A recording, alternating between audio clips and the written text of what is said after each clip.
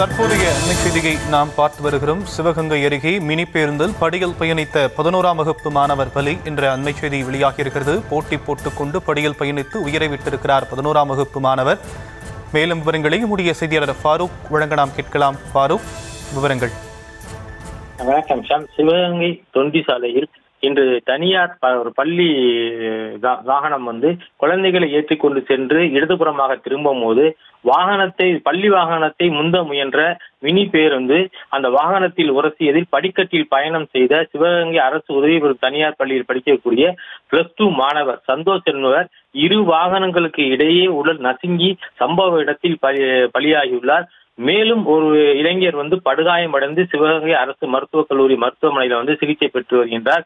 பேருந்து தனியார் பள்ளி வாகனத்தை முந்த முயன்ற போது ஓட்டுநரின் கவனக்குறைவால் இந்த விபத்து ஏற்பட்டுள்ளது. படியில் பயணம் செய்த மாணவர்கள் பயணம் செய்யக்கூடாது என்று பல்வேறு வகையில் மாணவர்களுக்கு விழிப்புணர்வை ஏற்படுத்துகின்ற சூழ்நிலையிலும் பேருந்துகள் மிக கம்மியாகவே சில பகுதிகளுக்கு செல்வதால் மாணவர்கள் அந்த பேருந்தில் படிக்கட்டில் பயணம் செய்யக்கூடிய கட்டாய சூழ்நிலைக்கு தள்ளப்படுகின்றார்கள். இந்த சூழ்நிலையிலே இன்று 12ஆம் வகுப்பு படிக்கக்கூடிய ஒரு மாணவர் பரிதாபமாக உயிரிழந்தது பெரும் சோகத்தை ஏற்படுத்தியுள்ளது.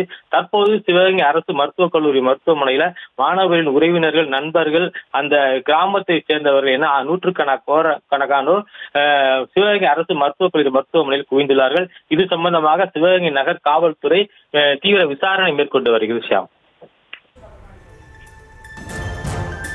விவரங்களுக்கு நன்றி ஃபாரூக்.